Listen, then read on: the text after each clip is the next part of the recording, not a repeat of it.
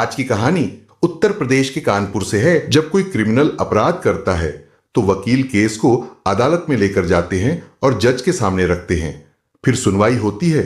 उसके बाद जज सभी गवाहों और सबूतों के आधार पर फैसला सुनाते हैं।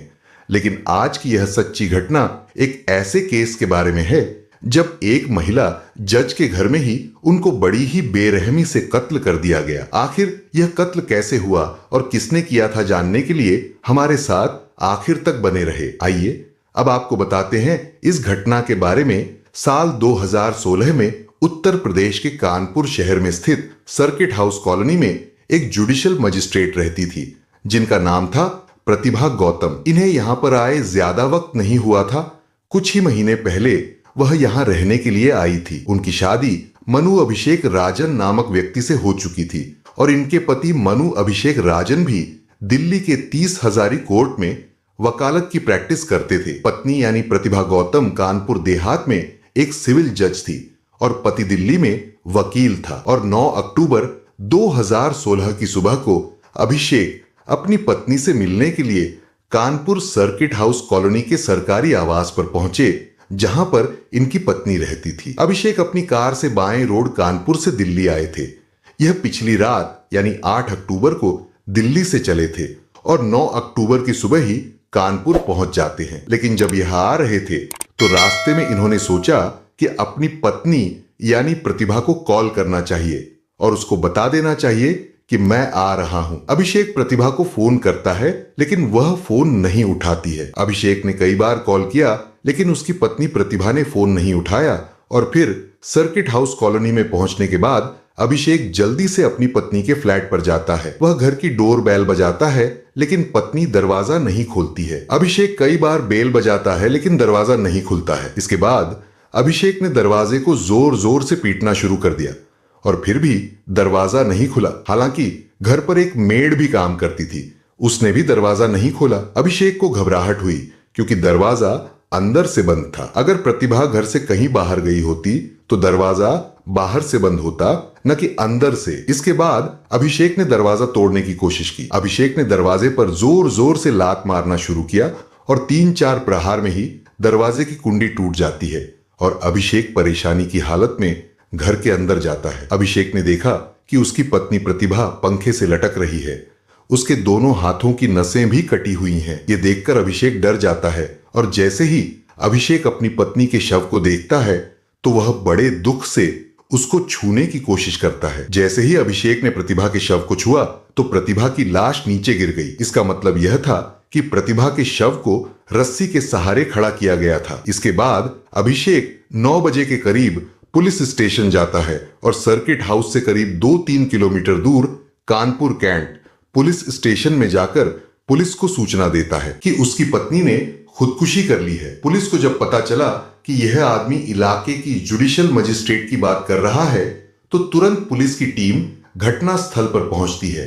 लेकिन यहां पर शव जमीन पर रखा हुआ था, जबकि अभिषेक ने पुलिस को बताया था कि उसकी पत्नी ने आत्महत्या की है। पुलिस के पूछने पर अभिषेक ने बताया कि जब उसने अपनी पत्नी को ऐसी हालत में देखा था तो उसे कुछ समझ नहीं आ रहा था कि वह क्या करे, इसलिए घबराहट में उसने शव को नीचे उतार दिया। धीरे धीरे यहाँ पर एसएसपी और डीआईजी जैसे पुलिस ऑफिसर्स भी आने लगते हैं। अभी 8 या 9 महीने पहले ही मनु अभिषेक और प्रतिभा गौतम की शादी हुई थी और यह लव मैरिज थी। अगर समय में थोड़ा पीछे जाएं और इन दोनों के बैकग्राउंड को देखा जाए तो प्रतिभा गौतम उत्तर प्रदेश के उरई नामक इलाके की रहने वाली थी। बचपन से ये काफी होनहार और होशियार लड़की थी। इनके पिता एक बैंक में जॉब करते थे और यह एक मिडिल क्लास फैमिली से थी। प्रतिभा को पढ़ाई का बहुत शौक था। प्रतिभा अपनी लाइफ में कुछ बड़ा करना चाहती थी। उसे एक वकील बनना था, इसीलिए अपनी शुरुआती पढ़ाई करने के बाद वह लखनऊ चली गई।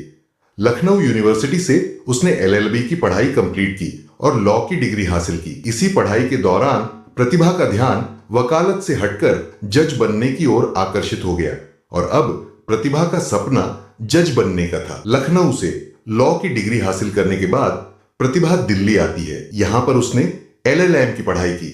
दरअसल यह LLB से एडवांस कोर्स होता है। LLM का कोर्स कंप्लीट करने के बाद प्रतिभा जुडिशियल सर्विसेज की तैयारी शुरू कर देती है। इन्हीं दिनों एक लड़का भी इसी तैयारी के लिए कोचिंग सेंटर आया। इसका नाम था मनु अभिषेक राजन। यह एक बड़े घराने से बिलोंग करता था।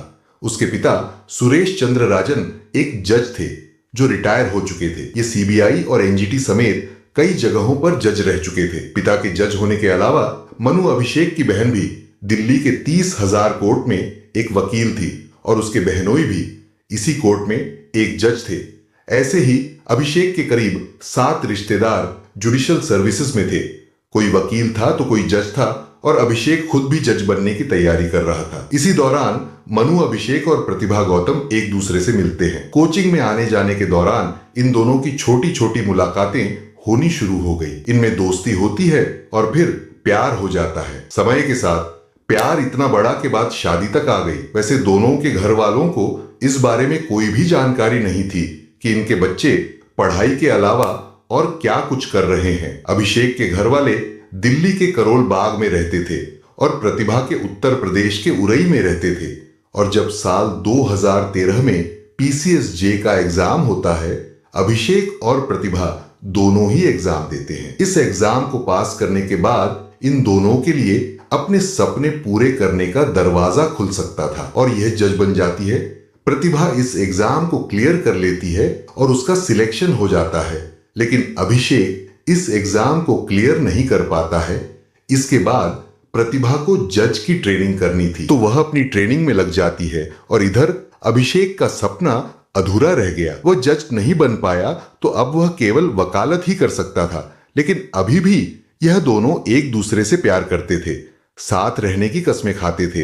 एक दिन प्रतिभा अपने घर वालों को बताती है कि वह एक लड़के से प्यार करती है और आगे चलकर शादी भी इसी लड़के से ही करेगी। उधर अभिषेक के परिजनों को भी जब यह बात पता चली तो दोनों के घर वाले इस शादी के खिलाफ थे। प्रतिभा के घर वालों का यह कहना था कि उनकी बेटी किसी बड़े अफसर से शादी करे, किसी IPS से करे, न कि किसी छोटे मोटे वकील से। और फिर कास्ट को लेकर भी प्रॉब्लम थी और प्रतिभा के घर वाले इस शादी से साफ मना कर देते हैं। लेकिन प्रतिभा के दिलों दिमाग में तो बस अभिषेक ही छाया हुआ था। वो इसी लड़के से शादी करना चाहती थी। अभिषेक भी प्रतिभा से ही शादी करना चाहता था, पर अभिषेक के घर वाले भी राजी नहीं थे। दोनों परिवारों की नाराजगी के बावजूद भी इन दोनों का प्यार बरकरार रहता है और प्रतिभा की ट्रेनिंग भी कंप्लीट हो जाती है। फिर 2015 में प्रतिभा की पोस्टिंग कानपुर देहात में एडिशनल सिविल जज के तौर पर हो जाती। प्रतिभा अपनी जज की सर्विस शुरू कर देती है। जज के तौर पर केसेस को देखने लगी, फैसला सुनाने लगी और अभिषेक भी दिल्ली के 30,000 कोर्ट में वकालत की प्रैक्टिस करने लगा। दोनों में दूरी भले ही हो गई थी, लेकिन यह दोनों फिर भी एक दूसरे के करीब थे। कभी प्रतिभा अभिषेक से मिलने के लिए दिल्ली जाती तो कभी अभिषेक दिल्ली से कानपुर आ जाता था। और फिर 29 जनवरी 2016 में मनु अभिषेक और प्रतिभा गौतम ने बिना घर वालों को बताए दिल्ली के आर्य समाज मंदिर में चोरी छिपे शादी कर लेते हैं। लीगली भी इन्होंने शादी कर ली क्योंकि दोनों के घर वाले इस शादी से इनकार कर रहे थे, इसलिए इनके पास अब और कोई रास्ता नहीं था। शादी के बाद भी यह दोनों अपने अपने घर वालों को मनाते रहते हैं। अभिषेक के घर वाले तो इस शादी को स्वीकार कर लेते हैं, लेकिन प्रतिभा के घर वाले बिल्कुल भी नहीं मानते।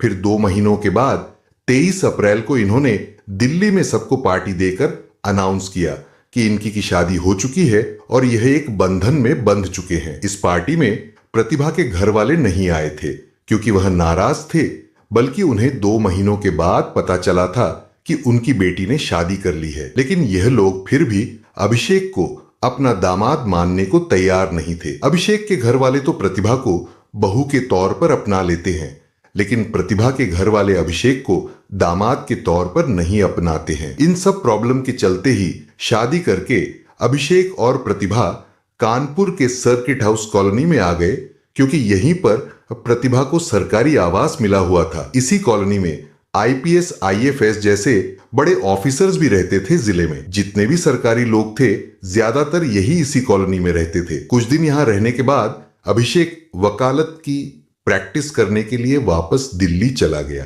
सब कुछ ठीक चल रहा था। दोनों एक दूसरे से मिलने के लिए कानपुर से दिल्ली और दिल्ली से कानपुर आते जाते रहते थे। धीरे धीरे शादी को 2-2.5 महीने बीत गए। 9 अक्टूबर की सुबह अभिषेक प्रतिभा से मिलने के लिए सरकारी आवास पर आया। अभिषेक दरवाजा तोड़कर अंदर जाता है और प्रतिभा को पंखे से लटके हुए देखता है। उसने शव को नीचे उतारा और पुलिस के पास गया। पुलिस मौका ए वारदात पर पहुंचती है क्योंकि यह मामला एक महिला जज का था और हाई प्रोफाइल था। वकील अभिषेक यहीं पर दुखी हालत में खड़े थे। जज प्रतिभा जमीन पर पड़ी हुई थी। उसके गले में दुपट्टे का फंदा लिपटा हुआ था। दोनों हाथों की नसें कटी हुई थी। पुलिस ने फोरेंसिक टीम को भी बुला लिया था और अब पुलिस की तफ्तीश शुरू होती है। घटनास्थल पर मौजूद हर एक चीज को ध्यान से देखा जाता है और समझा जाता है। जैसा कि अभिषेक ने एसएसपी को बताया कि जब वह यहां पर आया था तो प्रतिभा की बॉडी पंखे से लटकी हुई थी। जैसे ही उसने उसे टच किया तो बॉडी नीचे गिर गई। ये सब देखकर पुलिस ने सोचा कि आखिर कोई दो तरह से खुद की जान क्यों लेगा, या तो वह नस काटेगा या फिर पंखे से फांसी ही लगाएगा। क्योंकि जब कोई नस काटता है तो रक्त का बहाव इतनी तेजी से होता है कि इंसान बेहोश होने लगता है। इस हालत में वह फांसी कैसे लगा सकता है।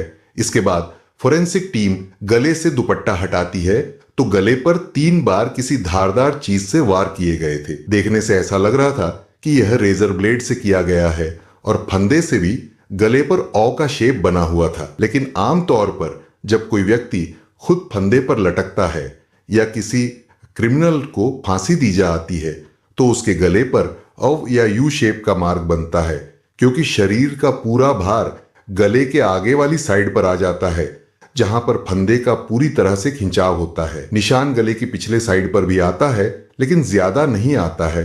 लेकिन अगर किसी का जमीन पर ही फंदे से गला घटते हैं तो ओ शेप का मार्क बनेगा। हाँ, कुछ शातिर क्रिमिनल जमीन पर भी ऐसे कत्ल कर सकते हैं जैसे कि वह फांसी ही लगे। लेकिन प्रतिभा के दोनों हाथों की नसें रेजर ब्लेड से कटी हुई थी। इसके अलावा भी कई कट के निशान थे। एक हाथ पर 6 निशान थे और दूसरे पर 8 निशान थे, यानी टोटल 14 कट्स थे। वारदात की खबर फैलने लगती है।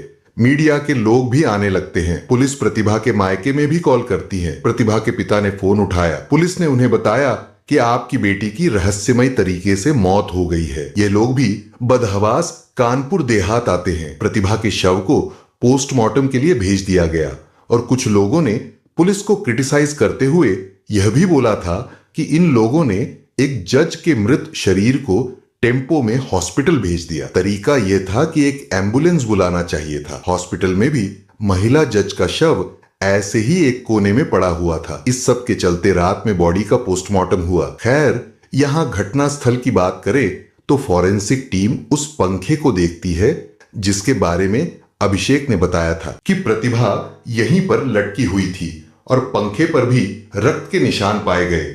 ऐसा लगा कि नस काटने की वजह से रक्त यहां पर आया होगा, पर यह निशान छींट की तरह नहीं थे। पुलिस को लगा कि हो सकता है रक्त में भीगे हुए हाथों से पंखे को छुआ गया होगा, लेकिन जिस रोड से पंखा लटका हुआ था वह इतना मजबूत भी नहीं था कि प्रतिभा का वजन संभाल सके। अगर कोई पंखे से लटकने की कोशिश करता है तो रोड पर निशान जरूर पड़ता है और यह टेढ़ा भी हो सकता है। यहां घटनास्थल को देखकर ऐसा लग रहा था कि जरूर प्रतिभा को मारकर उसके शव को इस पंखे पर लटकाने की कोशिश की गई होगी, न कि प्रतिभा अपनी मर्जी से लटकी है। घर में अंदर जाने का भी एक ही रास्ता था जहां से मनु अभिषेक दरवाजा तोड़कर घर में आया था। पुलिस ने जब दरवाजे पर गौर किया तो उसकी कुंडी थोड़ी ढीली थी लेकिन टूटी नहीं थी। ऐसी परिस्थिति में अगर दरवाजा बंद करे तो यह मजबूती से बंद हो जाएगा। दरवाजा अगर टूटा हुआ होता तो दोबारा इसे बंद नहीं किया जा सकता था, लेकिन यहां पर ऐसा नहीं था। दरवाजा बिल्कुल सही था। इस वजह से पुलिस की नजर अब अभिषेक पर ही थी, क्योंकि अभिषेक ने बताया था कि वह दरवाजा तोड़कर अंदर आया था। अब पुलिस ने अभिषेक से पूछताछ करना शुरू की। एसएसपी उससे कुछ सवाल करते हैं। पहले पूछा गया कि आप जब यहां पर आए तो आपने क्या देखा। अभिषेक ने बताया कि मैं दरवाजा तोड़कर अंदर आया था और प्रतिभा पंखे से लटकी हुई थी। पुलिस इससे आगे कुछ पूछती, ये कुछ पूछने से पहले ही शुरू हो गया कि मैं दिल्ली से यहां पर आया था और बाय रोड आया था। आप टोल प्लाजा की स्लिप देख सकते हैं, सीसीटीवी भी देख सकते हैं, कॉल डिटेल्स भी देखिए। मैंने यहां आने से पहले प्रतिभा को कई बार कॉल भी किया था।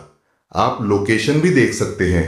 लेकिन पता नहीं क्यों यह खुद ही अपने बारे में इतनी डिटेल्स दे रहा था, जबकि पुलिस उससे कुछ पूछ ही नहीं रही थी। इससे पुलिस का शक अभिषेक को लेकर और ज्यादा बढ़ गया। अभिषेक बार बार कहीं जाने के लिए भी बोलता है, लेकिन पुलिस ने उसे कहीं नहीं जाने दिया। अभिषेक ने खुद शव को पंखे से उतारा था, लेकिन यह तो खुद एक वकील था, जानता था कि क्राइम सीन में क्या क्या चेक करते हैं, कैसे छोटी छोटी चीजें केस को बदल सकती हैं। सवाल तो यह भी था कि अभिषेक पुलिस को फोन कर सकता था, लेकिन उसने ऐसा क्यों नहीं किया? क्यों यह खुद 2-3 किलोमीटर दूर पुलिस स्टेशन गया? अभिषेक ने बताया कि यह बहुत घबरा गया था, इसे कुछ समझ नहीं आ रहा था कि वह क्या करे। 2 बार इसने पुलिस के पास जाकर मदद भी मांगी थी, लेकिन कोई भी नहीं आया। पर वहां पुलिस वालों ने बताया कि यह एक ही बार यहां पर आया था। वैसे इसी कॉलोनी में बड़े बड़े ऑफिसर के भी घर थे और नीचे सिक्योरिटी गार्ड भी थे। जब अंदर से दरवाजा नहीं खुल रहा था तो अभिषेक ने इन लोगों से क्यों नहीं कुछ बताया? शव देखने के बाद जब अभिषेक पुलिस को बुलाने के लिए घर से बाहर निकला था, तब भी उसने बाहर किसी गार्ड को नहीं बताया। इसलिए यह भी शक पैदा करने वाली बात थी। प्रतिभा के माता पिता भी मौके पर आते हैं। उन्होंने अभिषेक और उसके परिवार पर प्रतिभा की मृत्यु का इल्जाम लगाया। अभिषेक प्रतिभा को उसके माता पिता से बात नहीं करने देता था। वह बहुत दुखी रहती थी और यह लोग उसे पूरी तरह से कंट्रोल करते थे। इसलिए प्रतिभा के पिता ने अभिषेक और उसके माता पिता के खिलाफ कत्ल का केस दर्ज कराया था। धारा 302 यानी कत्ल और धारा 304 बी यानी दहेज की वजह से हुई मृत्यु के तहत केस दर्ज कराया गया। प्रतिभा के पिता का कहना था या तो अभिषेक ने कत्ल किया है या उसे खुदकुशी करने पर मजबूर किया गया है। प्रतिभा की लाइफ में सब कुछ बिल्कुल ठीक चल रहा था। वह 6 साल से बाहर ही रह रही थी, सब कुछ अकेले ही मैनेज किया करती थी, खुद से कमा रही थी, मेंटली भी स्ट्रांग थी। आखिर वह खुद ही अपनी जिंदगी को क्यों समाप्त करेगी? 9 अक्टूबर की रात को प्रतिभा का पोस्टमार्टम किया गया। 4 डॉक्टर्स की टीम ने पोस्टमार्टम किया था। पोस्टमार्टम रिपोर्ट से बहुत सी चीजें सामने आती हैं। मृत्यु का कारण दम घुटना यानी सांस लेने में दिक्कत होना, लेकिन इससे पहले प्रतिभा के साथ मारपीट भी की गई थी। किसी रॉड या डंडे से उसके शरीर पर वार किए गए थे। हाथों और कलाई पर रेजर के 14 निशान, गले पर 3 निशान। इसके अलावा शरीर के अलग अलग हिस्सों पर डंडों के भी छोटे बड़े निशान पाए गए। साथ में स्ट्रगल यानी हाथापाई के भी निशान मिले थे, जैसे मारपीट के दौरान विरोध करते समय होता है। इसके अलावा एक और बात सामने आई, प्रतिभा गौतम 3.5 महीने की प्रेग्नेंट भी थी। आखिर कोई शादीशुदा औरत जो काम करती है, मां बनने वाली है, वह खुद की जान क्यों लेगी? अगर मान भी लिया जाए कि उसने ऐसा किया है, लेकिन उसके शरीर पर चोटों के निशान कैसे आए थे? हाथों पर ब्लेड से कट कैसे लगे? मनु अभिषेक बार बार अपने बयान को बदल रहा था और पुराने बयान को दोबारा बोलने से भी झिझक रहा था। इस पोस्टमार्टम रिपोर्ट के आने के बाद पुलिस का शक अभिषेक पर और भी बढ़ गया, तो पुलिस ने उसे हिरासत में ले लिया। अब पुलिस को हर एक कदम फूंक फूंक कर रखना था, क्योंकि मनु अभिषेक एक वकील था और उसके पिता एक रिटायर्ड जज थे, बहनोई भी जज थे। इसलिए पुलिस को सब कुछ देखते हुए जांच करनी थी। अभिषेक को जुडिशियस कस्टडी के लिए कोर्ट में पेश किया गया। वैसे तो आमतौर पर 7 से 14 दिनों की कस्टडी मिलती है, लेकिन प्रेशर इतना ज्यादा था, केवल 7 घंटे की कस्टडी दी जाती है। उधर पोस्टमार्टम करने के बाद प्रतिभा का शव उसके परिवार को सौंप दिया जाता है। प्रतिभा के माता पिता, भाई बहन सब लोग रो रहे थे, बिलख रहे थे। इन्होंने पहले ही प्रतिभा को शादी से मना किया था। प्रतिभा के परिवार वालों ने बताया कि कभी कभार जब भी उसका फोन आता था तो वह बहुत दुखी लगती थी। प्रतिभा की बहन जब भी उससे कुछ पूछती थी तो वह बताती नहीं थी। इस हद तक वह प्रतिभा को कंट्रोल कर रहे थे। इधर पुलिस अभिषेक से कड़ाई से पूछताछ शुरू कर देती है। प्रतिभा के फोन की जांच की जाती है और अभिषेक का फोन भी ले लिया जाता है। अभिषेक के फोन से प्रतिभा और उसकी व्हाट्सएप चैट मिलती है, जिसमें बहुत सारी चीज सामने आती है। व्हाट्सएप से ऐसा लगता था जैसे प्रतिभा और अभिषेक में झगड़ा चल रहा था और अभिषेक ने व्हाट्सएप चैट में मैं तुम्हें देख लूंगा, मैं तुझे नहीं छोड़ूंगा जैसी धमकी भी थी। अभी तक जो भी सबूत सामने आए थे, अब तक जो भी सबूत सामने आए थे, चाहे वो सरकमटेंशन एविडेंस हो या टेक्निकल एविडेंस हो, सब कुछ अभिषेक के खिलाफ था। अब पुलिस ने अपने तरीके से अभिषेक से पूछताछ शुरू कर दी और कुछ ही घंटों में अभिषेक यह स्वीकार कर लेता है कि प्रतिभा का कत्ल इसी ने किया है। अब सवाल यह है कि आखिर उसने ऐसा क्यों किया, अपनी प्रेग्नेंट पत्नी का खून क्यों किया, कत्ल का कारण किया था। अभिषेक पुलिस को सब कुछ बताता है। दरअसल बात तब से शुरू होती है जब प्रतिभा से इसने शादी की थी और उसी समय इन दोनों ने एग्जाम दिया था। तो उस एग्जाम में प्रतिभा का सिलेक्शन हो जाता है, लेकिन अभिषेक का सिलेक्शन नहीं हुआ और अभिषेक ने मान लिया कि उसकी किस्मत में वकील बनना ही लिखा हुआ है। पर उसकी पत्नी एक जज बन चुकी थी। लेकिन कुछ दिनों के बाद अभिषेक के दिमाग में यह बात घूमने लगी कि उसकी पत्नी इससे बड़े पद पर है, उसका रुतबा भी इससे बड़ा है और प्रतिभा के घर वाले भी उसको अपना दामाद नहीं मान रहे हैं। इन सब बातों के अलावा एक सबसे बड़ी बात यह थी, दरअसल शादी के 3 महीने बाद प्रतिभा ने अभिषेक को खुशखबरी दी कि तुम पिता बनने वाले हो और मैं मां बनने वाली हूं। प्रतिभा अक्टूबर में 3 से 3.5 महीने की गर्भवती थी। इस खुशखबरी से अभिषेक को ज्यादा खुशी नहीं हुई थी, लेकिन प्रतिभा बहुत खुश थी। प्रतिभा ने अपनी मां को भी बताया। उसे लगा कि अब शायद उसके घर वाले अभिषेक को अपना दामाद मान लेंगे। प्रतिभा की मां अपनी बेटी की खबर सुनकर बहुत खुश होती थी। वह प्रतिभा से मिलना चाहती थी। इधर अभिषेक यह सोच रहा था कि एक तो उसकी पत्नी इससे बड़े पद पर है, उसका रुतबा भी इससे बड़ा है, ऊपर से एक बच्चा भी आने वाला है। रिपोर्ट के अनुसार अभिषेक थोड़ा रंगीन मिजाज का था, दोस्तों के साथ घूमता फिरता था, अय्याशी करता था। वह सोचता था अगर बच्चा होगा तो उसकी देखभाल करनी पड़ेगी, नई जिम्मेदारी सर पर आ जाएगी और फिर यह आजादी से मौज मस्ती नहीं कर पाएगा। तो इस कारण अभिषेक बच्चा नहीं चाहता था। उसने प्रतिभा से बोला कि बच्चा को गिरा दो। अभिषेक पहले से उसके माता पिता से बात करने से रोकता था, अब और भी ज्यादा रोने टोकने लगा था। भले ही प्रतिभा बाहर एक जज थी, घर के अंदर वह एक पत्नी थी। 7 अक्टूबर को प्रतिभा की मां ने अपने बेटे से कहा कि मैं तुमसे मिलना चाहती हूं। जब यह बात अभिषेक को पता चली तो वह अपनी पत्नी को बहुत डांटता है कि तुम मन से क्यों बात करती हो, तुम्हें बात करने से पहले मुझसे परमिशन लेना चाहिए। आखिर कितने दिन तक प्रतिभा अपने पति का जुल्म सहना करती। और फिर एक दिन उसने बोल ही दिया कि ना तो मैं अपने बच्चे को गिराऊंगी, ना ही अपने परिवार वालों से बात करनी बंद करूंगी। अभिषेक जब घर से बाहर होता था, यानी दिल्ली में होता था, तो यह दोनों व्हाट्सएप चैट पर भी लड़ते थे। बच्चा गिराने की भी बात होती थी, व्हाट्सएप हो या फोन कॉल, लेकिन बच्चे को लेकर इनमें अक्सर लड़ाई होती रहती थी। 7 अक्टूबर को इनकी लड़ाई हुई तो प्रतिभा ने कहा कि मैं दिल्ली आ रही हूं। अभिषेक ने बोला यहां मत आओ।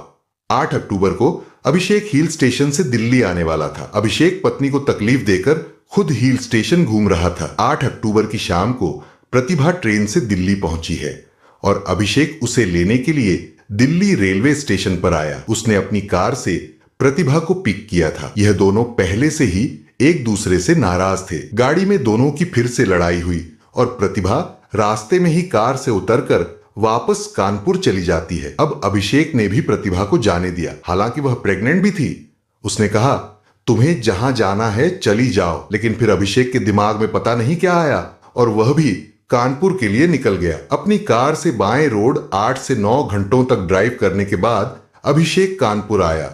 5 से 5 बजे के बीच में वह सर्किट हाउस कॉलोनी में अपनी पत्नी की आवास पर पहुंचा। इस कॉलोनी में पड़ोस में क्या हो रहा है इससे किसी को कुछ लेना देना नहीं है, कोई शोर शराबा भी यहां नहीं सुनाई देता। खैर, अभिषेक जैसे ही प्रतिभा के फ्लैट में पहुंचा तो अभिषेक ने डंडे से प्रतिभा की पिटाई शुरू कर दी। फिर एक रेजर ब्लेड से प्रतिभा के शरीर पर वार किया, गले पर भी वार किया। प्रतिभा खुद को बचाने की कोशिश करती है, लेकिन फिर जमीन पर गिर जाती है। अभिषेक को लगा कि उसकी सांसें अभी भी चल रही हैं। फिर अभिषेक ने प्रतिभा के पहने हुए दुपट्टे से उसका गला दबाया। थोड़ी ही देर में प्रतिभा ने दम तोड़ दिया।